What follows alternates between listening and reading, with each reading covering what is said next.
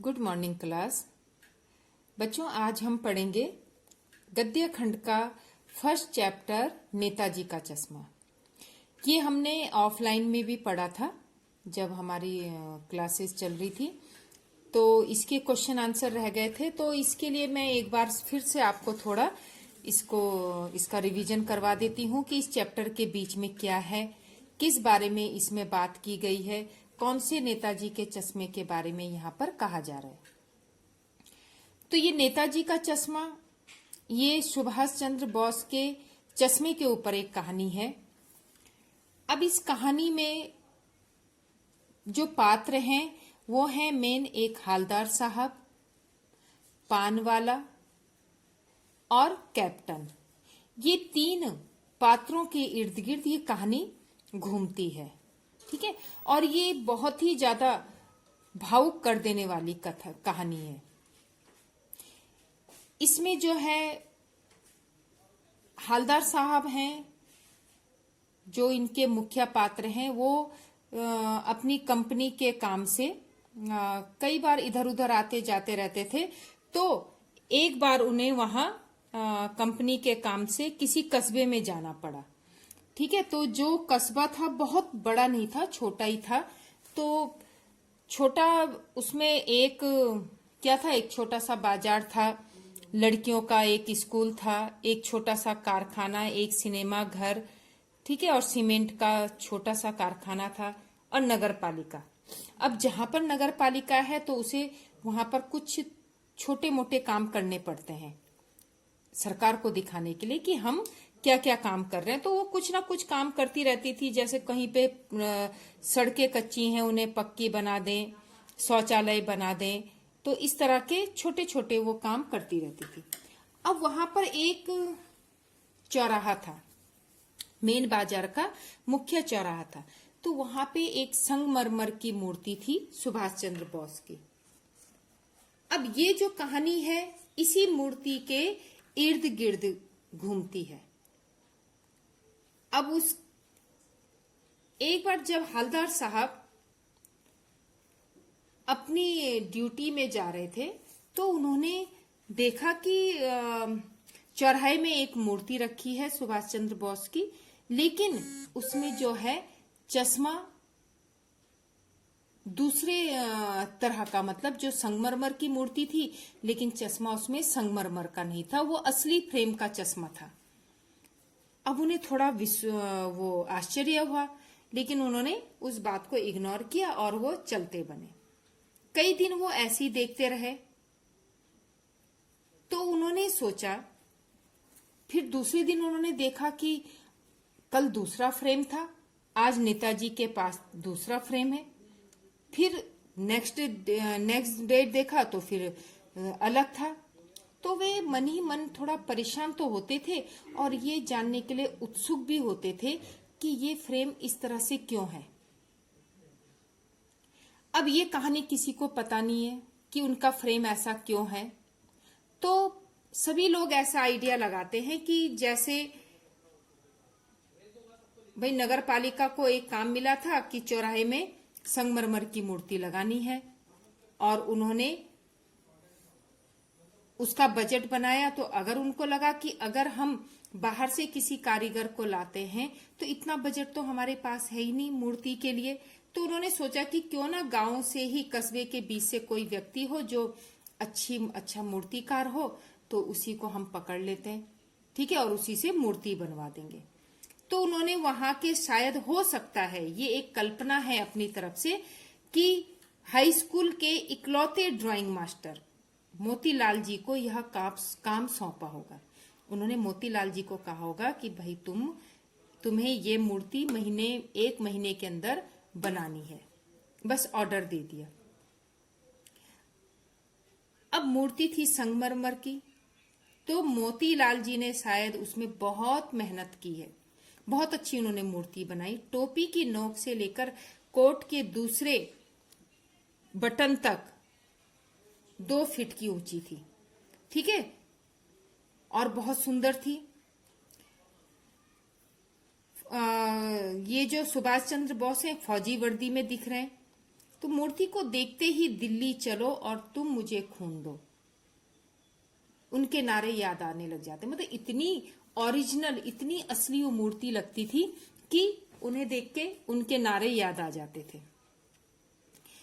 तो अब शायद हो सकता है इन सब में तो माहिर थे वो बनाने में, लेकिन जब वो शायद हो सकता है कि जब वे उनका चश्मा बनाने लगे तो चश्मा इतना बारीक काम था कि शायद हो सकता है उनसे वो बन ना पाया हो, या फिर समय पूरा हो गया हो और जल्दबाजी में क्या थी, मूर्ति को का उद्घाटन का समय आ गया और मोतीलाल जी ने जैसे कैसे उस मूर्ति को चौराहे में रख दिया। तो यही दो कारण हो सकते हैं। पहला कारण कि हो सकता है बारीक काम होने की वजह से मोतीलाल जी उस मूर्ति का चश्मा नहीं बना पाए, या दूसरा समय कम होने के कारण वे उस मूर्ति को का चश्मा कंप्लीट नहीं कर पाए। जो भी हुआ हो, तो ये जब हलदार साहब ने देखा कि उनकी मूर्ति में अलग अलग फ्रेम चढ़े हुए हैं, तो उन्होंने एक दिन चौराहे में गाड़ी रुकवाई। वहां चौराहे में एक पान वाले की दुकान थी, ठीक है, तो वहां पे काफी भीड़ लगी रहती थी, क्योंकि पान की दुकान ही एक ऐसा स्थान होता है जहां पर कई तरह की बातें पता चल जाती हैं। तो हवलदार साहब ने भी वहां पर अपनी गाड़ी रुकवाई और वहां पर उन्होंने पान लिया। पहले तो उन्होंने देखो पान वाले का व्यक्तित्व कैसा था, उसका रेखा चित्र कैसा था। वो एक काला, मोटा, बड़ी बड़ी आंखों वाला व्यक्ति था, ठीक है, लेकिन हंसमुख था। 24 घंटा पान चबाने के कारण उसके दांत लाल पीले हो चुके थे। तोंद इतनी ज्यादा थी कि जब कुछ बात कहता या हंसता तो तोंद गेंद की तरह ऊपर नीचे उठती थी। तो हवलदार साहब चले गए उसके पास और उससे पूछा कि भाई इस मूर्ति में ये अलग अलग फ्रेम क्यों लग चढ़े होते। तो उनकी बातें सुनकर पहले तो पान वाला हंसा।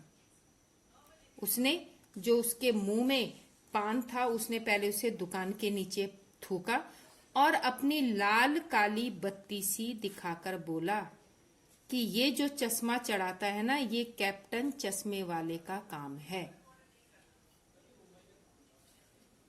अब कैप्टन नाम सुन के हवलदार साहब चौंके। क्या करता है? हवलदार की समझ में कुछ नहीं आया कि भाई जब वो कैप्टन है तो उसका क्या यही काम रह गया कि वो मूर्ति को चश्मा पहनाए। तो पान वाले ने कहा कि चश्मा चेंज करता है। तो हवलदार साहब ने कहा कि क्यों चेंज करता है वो, भाई एक चश्मा जो चढ़ा है उसको रहने दे, बार बार क्यों चेंज करना है। तो उसने कहा कि अरे भाई ऐसा है, अगर कोई ग्राहक उस कैप्टन के पास आ जाता है और उसको नेताजी की चश्मा वाला, नेताजी की मूर्ति वाला फ्रेम चाहिए होता है, तो कैप्टन क्या करता है, उस फ्रेम को निकालकर दूसरा फ्रेम चढ़ा देता है और वो फ्रेम किसको दे देता है, ग्राहक को दे देता है। अब हवलदार साहब जी थोड़ा चकराए। उन्होंने कहा ये क्या बात हुई, कैप्टन चश्मा चेंज करना, ग्राहक का आना। तो थोड़ा जोर लगा के उन्होंने उस बात को कुछ कुछ समझने की कोशिश की। तब उन्हें लगा कि एक चश्मे वाला है जिसका नाम है कैप्टन, उसे नेताजी की बगैर चश्मे वाली मूर्ति बुरी लगती है, इसलिए अपनी इस बेचैनी को कम करने के लिए वो क्या करता है, अपनी दुकान के गिने चुने फ्रेमों में से एक फ्रेम नेताजी की मूर्ति पर चढ़ा देता है। लेकिन जब किसी ग्राहक को उस मूर्ति पे लगे फ्रेम को वो पसंद करता है, तो चश्मे वाले की इतनी बड़ी फैक्ट्री तो है नहीं कि वो बहुत सारे फ्रेम बना के रखे। तो वो क्या करता है, एक फ्रेम उस फ्रेम को उतार के ग्राहक को दे देता है और फिर नया फ्रेम मूर्ति के ऊपर चढ़ा देता है। इस कारण हर दिन मूर्ति में चश्मे बदलते रहते हैं। ठीक है, तो इस तरह से हवलदार साहब की समझ में आ गया कि ये जो है नेताजी की मूर्ति में ओरिजिनल चश्मा कहां से चढ़ता है। अब हवलदार साहब ने उनकी इच्छा हुई कि मैं कैप्टन से मिलूं। अब उन्होंने देखा, जब उन्होंने नाम सुना कैप्टन, तो उनके मन में क्या आया कि भाई कैप्टन खूब अच्छा डील डॉल वाला आर्मी रिटायर्ड व्यक्ति होगा, है ना। क्योंकि जो नाम हम सुनते हैं उन्हीं के अनुरूप हमारे मन में उसकी छवि बन जाती है। तो हवलदार साहब ने सोचा कि भाई एक बार कैप्टन से मिलना पड़ेगा।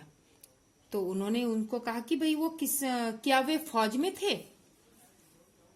कैप्टन जो हैं वो क्या पहले फौज में थे? हो सकता है अब रिटायर हो गए हों। अब जैसे ही हवलदार साहब ने पान वाले से ऐसा कहा, तो पान वाला बहुत तेजी से हंसा, और जब वो हंसा तो उसकी तोंद गेंद की तरह ऊपर नीचे उठने लगी। पान वाला नया पान खा रहा था, और जैसे ही उसने हवलदार साहब का प्रश्न सुना कि क्या वे फौज में थे, तो उसने हवलदार साहब को ध्यान से देखा और मुस्कुराकर बोला, अरे साहब, वो लंगड़ा क्या जाएगा फौज में? वो तो पागल है, पागल। आप उसी से बात कर लो और देखो वो आ रहा है, और हो सके तो उसको इस महान काम के लिए उसकी कहीं फोटो वोटो छपवा दो। तो एक तरह से पान वाले ने कैप्टन का मजाक उड़ाया। ठीक है। अब हवलदार साहब को बुरा लगा।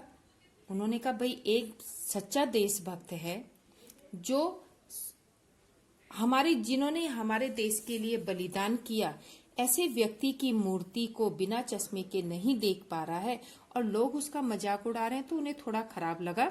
लेकिन उन्होंने जब मुड़कर देखा, क्योंकि पान वाले ने कहा था ना कि वो आ रहा है कैप्टन, उसी से बात कर लो, तो जैसे उन्होंने मुड़ के देखा तो वे बहुत आश्चर्यचकित रह गए। आश्चर्यचकित क्यों रहे? जैसी छवि उन्होंने कैप्टन की बनाई थी वो तो बिल्कुल उसके विपरीत था।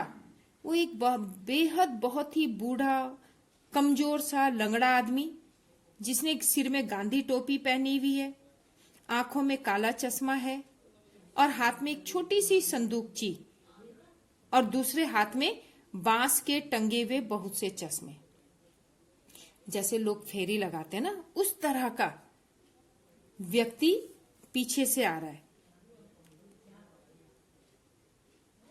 तो हवलदार साहब चौंके कि क्या इस बेचारे की दुकान भी नहीं है, ये तो फेरी लगाता है। हवलदार साहब बहुत चक्कर में पड़ गए। उन्होंने कहा, ठीक है, वो पूछना चाहते थे कि इसे कैप्टन क्यों कहते हैं भाई, इनकी छवि तो बिल्कुल अलग है, आखिर इनका असली नाम क्या है? लेकिन पान वाले ने मना कर दिया। उसने कहा, भाई ऐसा है, अब मैं कुछ और नहीं बता सकता, आपको पूछना है तो हवलदार कैप्टन से पूछो, मेरे पास अब इतना टाइम नहीं कि मैं इन्हीं की कथा लगाऊं। और वहां पर हवलदार साहब का ड्राइवर भी बेचैन हो रहा था कि बहुत देर हो गई, सर चल क्यों नहीं रहे हैं। तो यही उत्सुकता लेकर कि इनको कैप्टन क्यों कहा जाता है, ये चीज सोचते सोचते वे अपनी गाड़ी में चले गए। तो हवलदार साहब ने वहां 2 साल तक काम के सिलसिले से उस चौराहे से वे गुजरते रहे। तो वे हमेशा मूर्ति की तरफ देखते, कभी गोल चश्मा, कभी चौकोर चश्मा, कभी लाल, कभी काला, कभी धूप का चश्मा, कभी बड़े फ्रेम का चश्मा, कभी कुछ, मतलब सब चेंज रहता था। हर तरह के चश्मे उनको पहनाए रहते थे। अब एक बार हवलदार साहब जा रहे थे तो उन्हें ये दिखा कि मूर्ति में कोई चश्मा है ही नहीं। उन्होंने एकदम अपनी गाड़ी रुकवाई और फिर देखा उन्होंने कि मूर्ति में तो चश्मा ही नहीं है। वे तुरंत गाड़ी से उतरे और वे पान वाले के पास गए। उन्होंने पान वाले से पूछा कि भाई, आज इस मूर्ति में चश्मा क्यों नहीं है? अब उनकी बातें सुनकर पान वाला उदास हो गया। ठीक है, उसने अपने मुंह से पान थूका और सिर झुकाकर अपनी धोती से अपनी आंखों को पोंछा और बोला कि साहब, कैप्टन मर गया। अब हवलदार साहब उससे और कुछ नहीं पूछ पाए। जैसे ही उसने कहा कि कैप्टन मर गया, तो वे भी चुपचाप खड़े हो गए और चुपचाप से जाकर जीप में बैठकर चले गए। अब जब वो जा रहे थे तो उनके मन में आया कि वे बार बार सोच रहे थे कि अब क्या होगा। जो व्यक्ति अपने देश की खातिर घर गृहस्थी जवानी जिंदगी सब कुछ दांव पर लगा देता है, लोग उसका मजाक उड़ाने में कोई कसर नहीं छोड़ते। अब उस मूर्ति का क्या होगा जिसमें हालदार साहब चश्मे वाला कैप्टन चश्मा पहनाता था? अब उसे चश्मा कौन पहनाएगा? क्योंकि और लोग तो कैप्टन का मजाक उड़ाते थे। तो यही सोचते सोचते वो अपनी ड्यूटी में चले गए। कुछ दिन वो उधर से फिर गुजरे तो उनका मन नहीं किया कि मैं बिना चश्मे की मूर्ति को देखूं। लेकिन जब वो एक दिन जा रहे थे उधर से, तो उन्होंने अचानक गाड़ी रोकने के लिए कहा। ड्राइवर ने जोर से ब्रेक मारे और टायरों के घिसटने की आवाज आई।